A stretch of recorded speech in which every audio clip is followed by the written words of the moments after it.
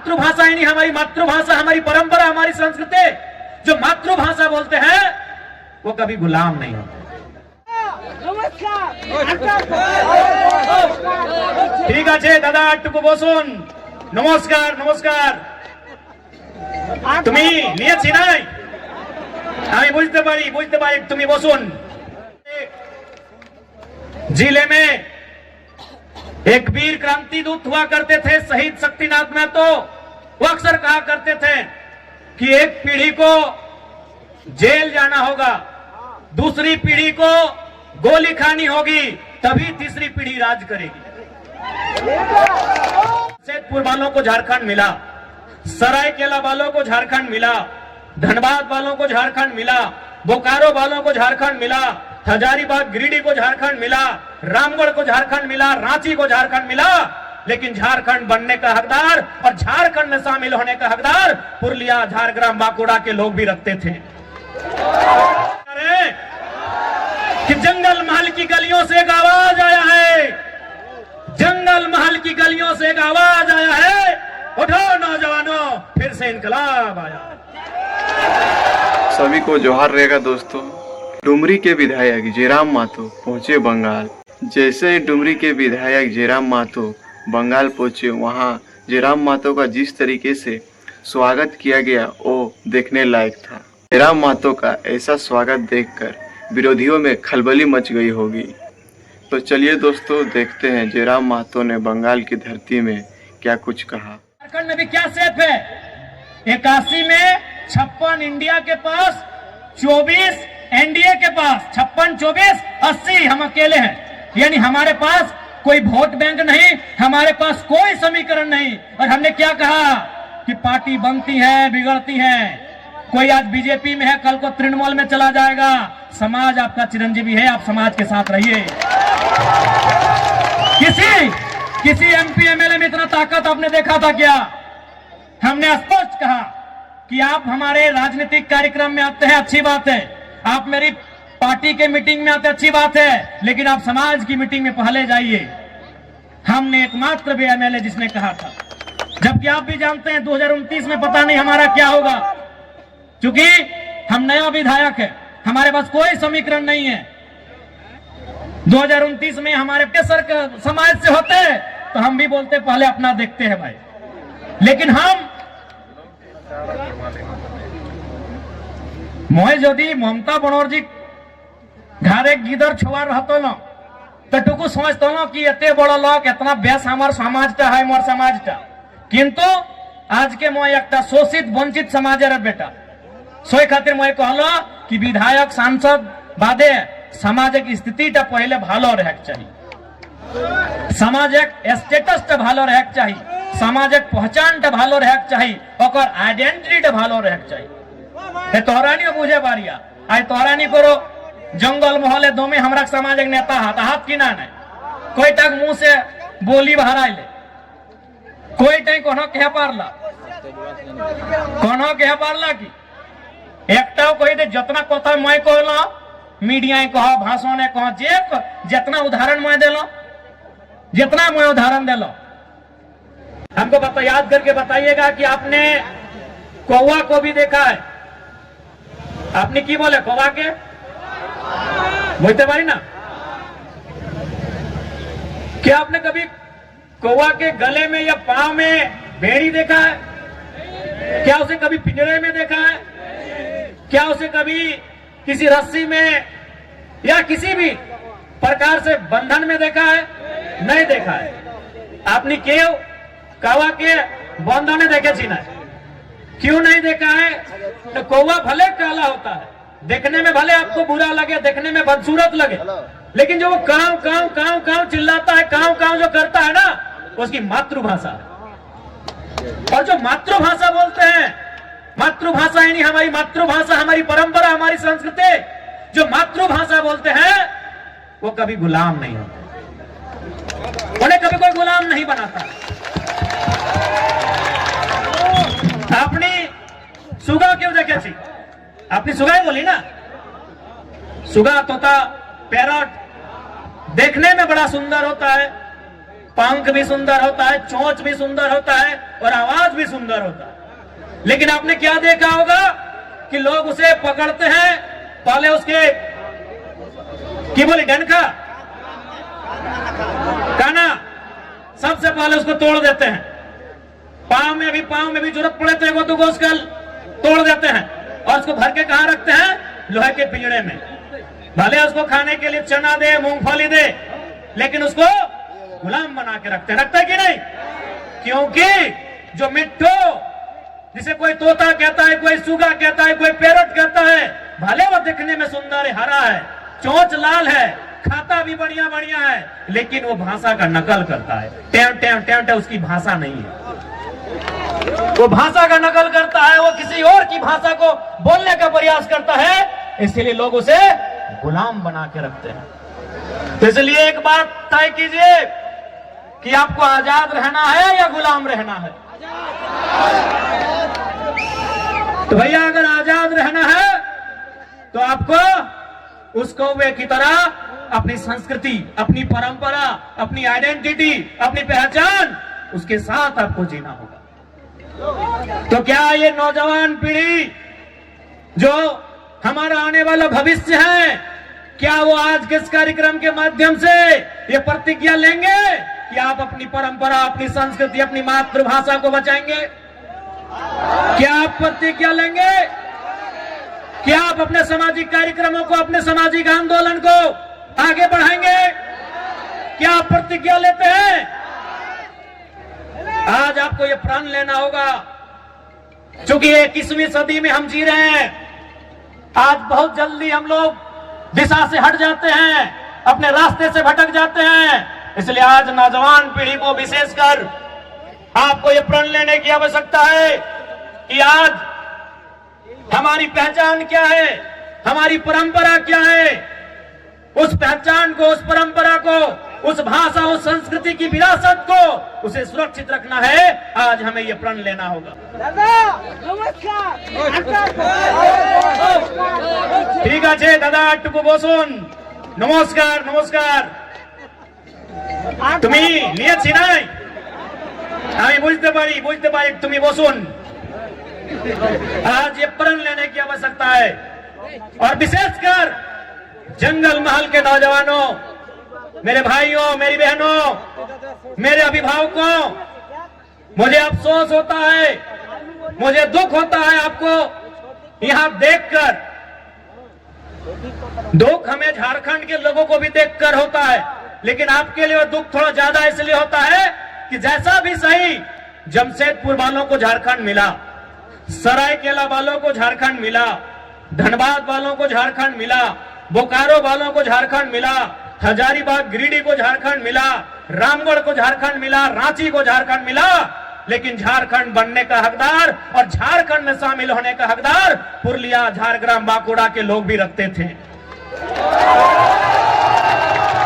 आज बिल्कुल इस बात का अफसोस आपकी आंखों में भी झलक रहा है और हमें भी झलकता है। जो आंदोलन कोयलांचल में था, जो आंदोलन लोहांचल में था, कोयलांचल यानी हमारा जो कोलियरी कोयला का क्षेत्र है, धनबाद, बोकारो, गिरिडीह, हजारीबाग का हिस्सा, और लोहांचल यानी जमशेदपुर का क्षेत्र, वही आंदोलन आपके जंगल महल में भी था। जो त्याग कोयलांचल वालों ने किया था, जो त्याग लोहांचल वालों ने किया था, वह त्याग जंगल महल वालों ने भी किया था। लेकिन आज कोयलांचल वालों को, लोहांचल वालों को कहने के लिए झारखंड मिला, हालांकि अधिकार वहां भी उनको नहीं है। आज भी वहां उनको मजदूरी के लिए तरसना पड़ता है। उनकी जमीनों में कोयला, उनकी जमीनों में अभ्रक, उनकी जमीनों में लोहा, उनकी जमीनों में लगभग 80 प्रकार के मिनरल्स पाए गए हैं, लेकिन आज उन्हें नौकरी के लिए तरसना पड़ता है। लेकिन हाँ, उनके पास कहने के लिए है, हमारे काछे ए शब्द अच्छे कि हमरा झारखंड, हमरा पवाली झारखंड, लेकिन आपके पास वह भी कहने को नहीं है कि हमारे पूर्वजों ने, हमारे बाप दादा ने जो आंदोलन किया था, जो संघर्ष किया था, उसके बदले आप उस झारखंड का हिस्सा नहीं बन पाए। तो कहीं ना कहीं इसमें भी साजिश है। साजिश है बहुत बड़ी साजिश है।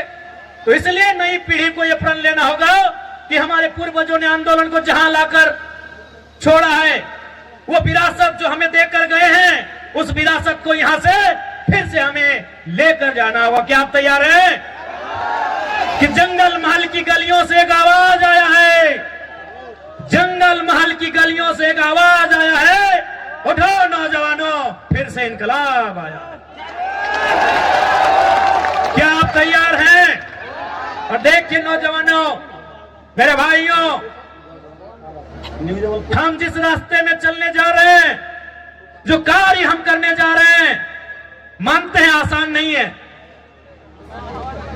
एक काजटा सरल नहीं আছে, किंतु असंभव भी नहीं है। मानते हैं वो काम आसान नहीं है, वो काम सरल नहीं है, लेकिन वो असंभव भी नहीं है। आज हमारे समाज का जो मांग है शेड्यूल ट्राइब इंक्लूजन का, आज ये लड़ाई भी, आज ये मांग भी परसों नहीं दशकों पुरानी है। इसलिए एक बात हमेशा याद रखिए, आज चाहे सामाजिक आंदोलन हो या किसी प्रकार का आंदोलन हो, जो लोग अगुवाई कर रहे हैं, जो लोग लड़ रहे हैं, शायद वो कल नहीं होंगे, आज हम लोग भी कल नहीं होंगे, लेकिन आपका समाज, हमारा ये बृहद समाज जो हजारों लाखों साल पुरानी परंपरा और संस्कृति से परिपूर्ण है, वो समाज रहेगा। इसलिए आपको उस बागडोर को, उस विरासत को अपने हाथों में लेकर आगे बढ़ना है। मैं आप सभी से कहना चाहूंगा, आज जब भी आप किसी आंदोलन के लिए जाते हैं, जब आप संघर्ष का रास्ता चुनते हैं, आपको त्याग करना पड़ता है। बिना त्याग का आपको मंजिल नहीं मिलेगा। आज आपको त्याग करना होगा। आप कहेंगे कि हमें भोग का रास्ता भी चुनना है, हमें ऐसो आराम का भी रास्ता चुनना है, और हमें मंजिल की ओर भी जाना है, हमें अपने सपनों को भी साकार करना है, तो संभव नहीं, आपको त्याग करना होगा। आज का समय त्याग का है, और जो नौजवान त्यागी बनकर इस रास्ते में आएंगे, तभी हमारा समाज उत्थान की ओर जाएगा। इसलिए इस पीढ़ी को तो त्यागी बनना होगा। हमारे जिले में एक वीर क्रांति दूत हुआ करते थे, शहीद शक्तिनाथ महतो। वो अक्सर कहा करते थे कि एक पीढ़ी को जेल जाना होगा, दूसरी पीढ़ी को गोली खानी होगी, तभी तीसरी पीढ़ी राज करेगी। हमारी एक पीढ़ी जिसमें शहीद शक्तिनाथ महतो स्वयं, जिन्होंने ये नारा दिया था कि एक पीढ़ी को गोली खाना होगा, और शहीद शक्तिनाथ महतो ने खुद गोली खाई, उनके साथ निर्मल दादा ने गोली खाया। ऐसे अनगिनत, गिनती हम नहीं कर पाएंगे, इतने लोगों ने गोली खाया।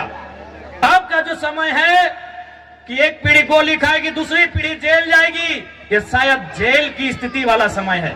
और आपने देखा पुरुलिया के जिले में, घाटशिला में हमारे 51 लोगों को जेल जाना भी पड़ा। लेकिन उन विषयों से, उन घटनाक्रम से आपको कतराना नहीं है, क्योंकि आपकी लड़ाई आपके व्यक्तिगत नहीं है, आपकी लड़ाई केवल आपके लिए नहीं है, आपकी लड़ाई केवल आपके घर आंगन तक सीमित नहीं है, आपकी लड़ाई कई हजारों साल पहले जो सपना हमारे पूर्वजों ने देखा था, उस सपने को साकार करने की लड़ाई है। इसलिए आज आपको त्यागी बनना होगा, इसलिए आज आपको त्यागी बनना होगा। और एक बात याद रखिएगा, जो संघर्ष को चुनते हैं वही सफलता के करीब जाते हैं। आज का समय संघर्षों का समय है मेरे भाइयों। जो भी पर्व हम लोग मनाते हैं उसका एक संदेश होता है। हमारे जो तो पर्व आछे, जो तो त्योहार आछे, ওদের ভিতর একটা মেসেজ আছে, সন্দেশ আছে কি আর মানে কি, এই কাজটা আমাদের পূর্বজ কি জন্য করেছে, এই কাজটা কেনে, এই বরদ খুঁটা কেনে, এই কাড়া খুঁটা কেনে, এই টুসু কেনে, এই করম কেনে, জিতিয়া পরব কেনে, এই কোনো না কোনো ওদের ভিতরে একটা মেসেজ আছে। তো বরাত খুটার মানে কি সবাই জানি कि আমরা चासा लोग माने की न सावन महीना का जो समय होता है हम वो खेती बाड़ी करते हैं, धान लगाते हैं, हार जोते हैं। इधर भी वही टाइम होता है ना। अब मार्च में नहीं ना करते हैं, मैं 2-4 को खेत देखे थे मार्च तरफ। यानी हम सावन महीना जिसे हम लोग अंग्रेजी के कैलेंडर में जुलाई अगस्त के आसपास कहेंगे, यानी उस समय हम क्या करते हैं, हल चलाते हैं और खेत में धान लगाते हैं और मूल हमारा संबंध धान से। उसके बाद का जो समय होता है सितंबर आधा, अक्टूबर पूरा और थोड़ा सा नवंबर, यानी 1.5-2 महीना क्या होता है कि हमारा जो बरद है, काड़ा है, उसको रिलैक्स हो जाता है। तो भाई रिलैक्स हो जाता है तो उसको हम लोग क्या करते हैं, इस त्योहार में उसको पहले तेल लगाते हैं। हमरा की कोरी वाक्य तेल मखाए कहे ना, तेल किसको मखाया जाता है, लगाया जाता है, जो थका हारा होता है। आज के यदि हमारे घरे यदि बाड़ी कोनो पहुना आसे, कोनो कुटुंब आसे, तो हम उनको क्या करते हैं कि बैठिए थोड़ा तेल लगा देते हैं, भाई आप बहुत दूर थक के आए हैं। तो तेल किसको लगाया जाता है, जो थका होता है। तो हमारा जो बरद है, काड़ा है, ये सावन महीना में इसको जोतते जोतते नारते नारते ये थोड़ा थका है। अब इसको तेल लगा के बोल रहे भाई थोड़ा सा तुम अब तंदुरुस्त हो जाओ, तुम थोड़ा सा फिट फाट हो जाओ। कहे ना फिर अब आ रहा है कार्तिक और अगन का महीना कि धान काटना है और फिर तुमको काड़ा गाड़ी में लोड करके घर पहुंचाना है। अब धान काटने के बाद फिर बरद गाड़ी में लोड करके घर भी पहुंचाना है और माड़ा भी गुराना है, धान खिजाना भी है। तो इसीलिए इसको तेल लगाते हैं कि तुम अब या तुमको फिर से तैयार हो जाओ। यही हमें एटाई ना जिज्ञासा करছি कि भाई कोनो ना कोनो আমাদের त्योहार আমাদের परब मैसेज আছে। तो मैसेज की ना हम आपको तेल लगा दिया फिट फाट, और अभी खूंटा भी कहे कि उसको गुस्सा दिला रहे हैं कि भाई तुम और गुस्सा हो जाओ, तुम ही रागे तुम ही रिझे। कहे ना इसी गुस्सा के साथ मेरा खेत से धान उठाना, हम लोग का खेत भाई सबका आधा खेत आसान नहीं है।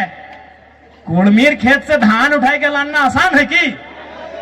तो वही उसको गुस्सा दिलाते हैं, सूप से मंदिर बजा के ऐसे मैंने उसको हलकार के कि भाई हाँ तुम गुस्सा करो, हम चाहते हैं तुम गुस्सा करो, और उस गुस्सा के बदले जब हम धान खेत में तुमको नारेंगे फिर उठा के उसको बाहर लेके आना है। तो ये है हमारे बरद खुटा करने का हम पीछे हमारे पूर्वजों का मतलब कि पहले तेल लगा के तुमको तरोताजा करेंगे। कहा कि सावन महीना के बाद तुम कुछ काम नहीं किया है, तुम आराम से घर में बैठा है, और सावन महीना के बाद हरा हरा घास मिलता है, और जितना बढ़िया बढ़िया खाना खाने के बाद थोड़ा आदमी आलसी हो जाता है, तो इन लोग भी आलसी हो गया थोड़ा। तो इसीलिए अब फिर से आ गया है टाइम कार्तिक महीना का, अगहन महीना का। अब इन लोग को